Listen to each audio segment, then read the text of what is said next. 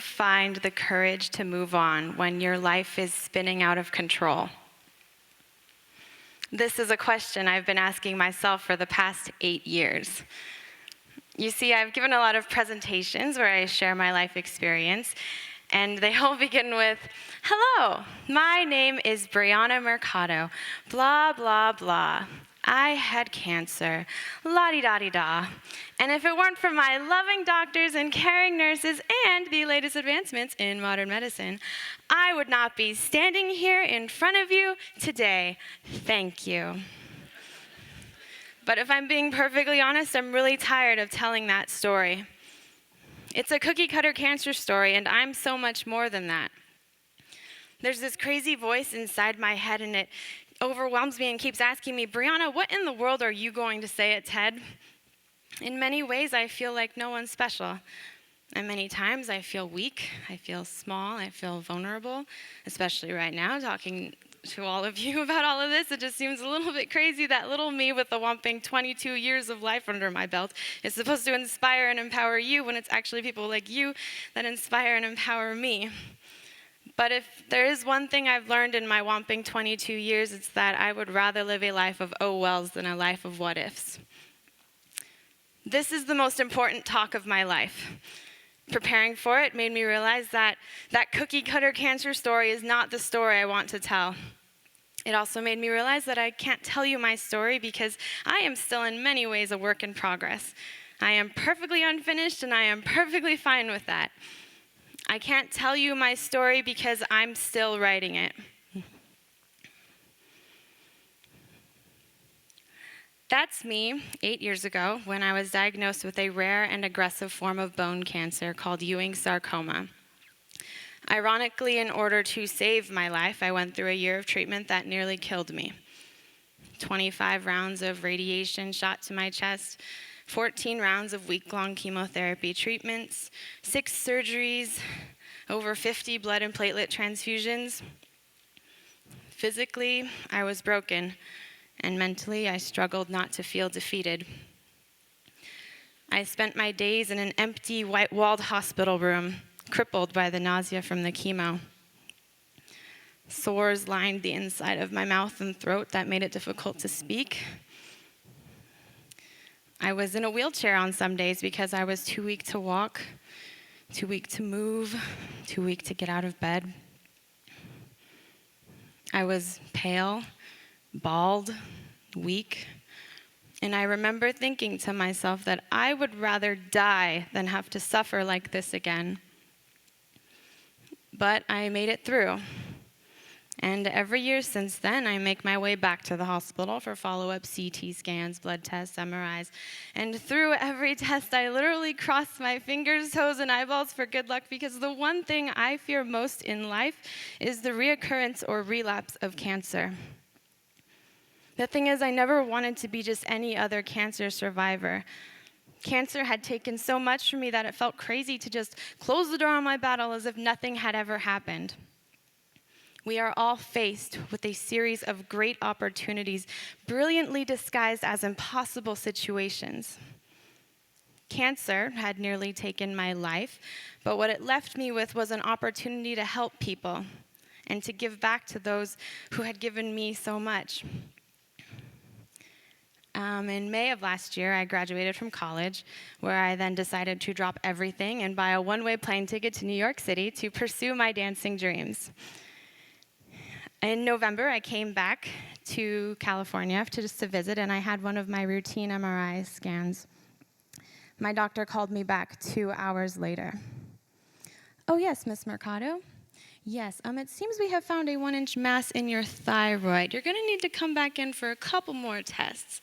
"Oh yes, it's most likely nothing. It's most likely harmless, but just to be sure, we need to run some tests."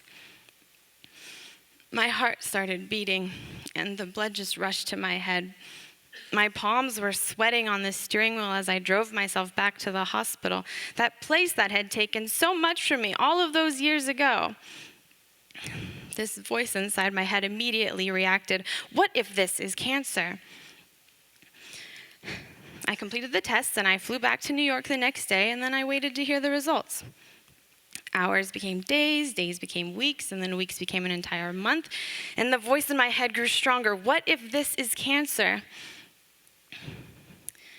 I came back to California in the middle of December and had the entire right half of my thyroid removed with the weird mysterious lump thing. And then after more testing, there was still no conclusive results. What if this is cancer? My family's fears grew with every day that we didn't have an answer. I suppressed my fears as best I could. I told them everything will be okay. I tried to stay strong for my mom, for my dad, for Jesse and Nina and Ava and Danny, for my Nana and my family and friends.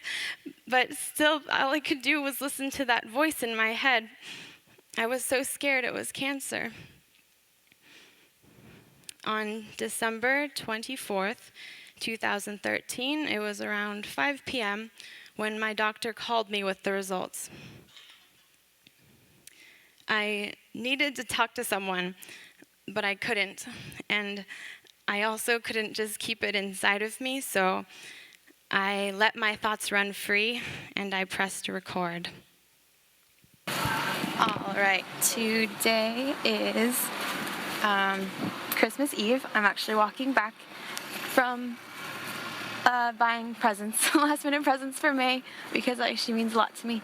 And the doctors just called and told me that I have the follicular carcinoma. So, yeah, I have cancer again, basically. And the thing that sucks is that it's Christmas Eve, and I wish she had waited to tell me, because now I have to deal with this, and now I have to tell Nina. And, well, now, this is my thoughts. I don't think I'm going to tell Nina, and everyone until after Christmas on Friday when they know for sure. For now, I just want people to be happy that I'm healthy and here and just celebrate life, because I don't want any of them to know. Right now, at least. I just want them to be happy.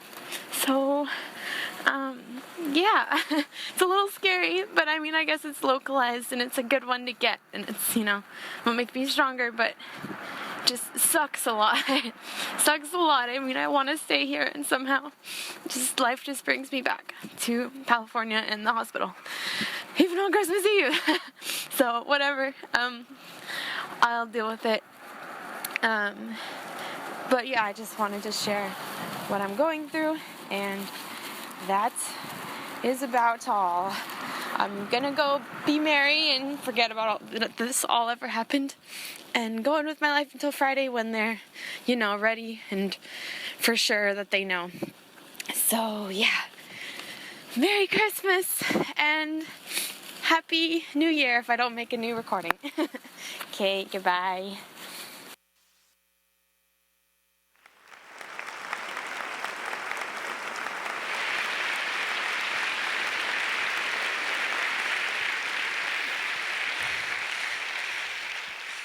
It's so easy to get caught up in the what ifs and the worries of it all.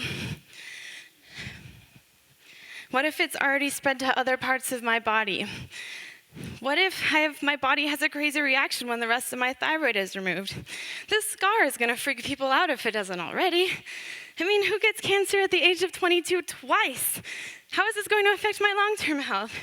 This cancer was most likely caused due to a high dose of radiation that was shot at my chest to treat my first cancer, so that means I'll most likely develop breast cancer by the time I'm 30, and if I don't get that, then I'll probably develop lung cancer by the time I'm 40, because there's so much secondhand smoke in New York City. This crazy voice inside my head overwhelms me like a spinning wheel that can never, ever stop. But I'm learning to notice that voice and to let it all go. For it does not serve me now, and to be honest, it never will. What serves me now is being powerful and facing my biggest fear.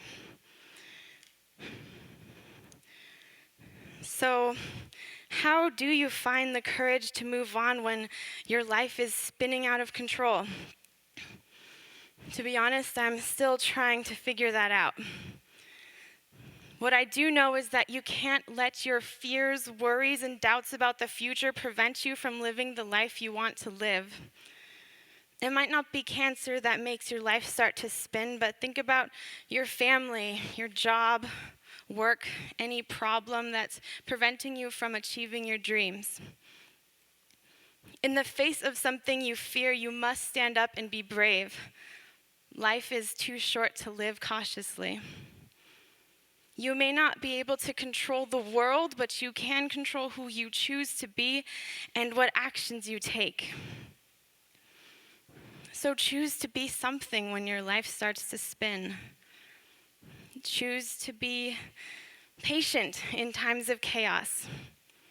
Choose to love when all you feel is hate. Choose to be brave at times of great vulnerability. Choose to be something. Choose to be anything, and learn to let go of that voice in your head.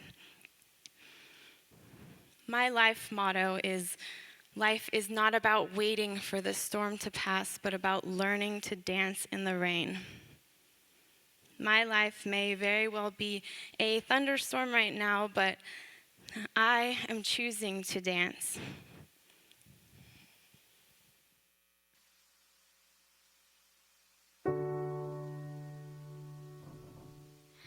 I was left to my own devices. Many days fell away with nothing to show, and the walls kept tumbling down in the city that we love. Grey clouds roll over the hills, bringing darkness from above. But if you close your eyes, does it almost feel like nothing changed at all? And if you close your eyes, does it almost feel like you've been here before? How am I gonna be an optimist about this? How am I gonna be an optimist about this? Oh, where do we begin? The rubble of our sins. Oh, where do we begin? The rubble of our sins. And the walls came tumbling down in the city that we love. Grey clouds roll over the hills, bringing darkness from above. Close your eyes.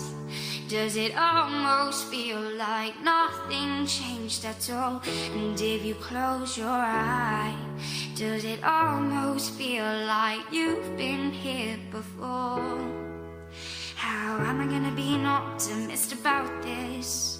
How am I gonna be an optimist about this? If you close your eyes, does it almost feel like nothing changed at all?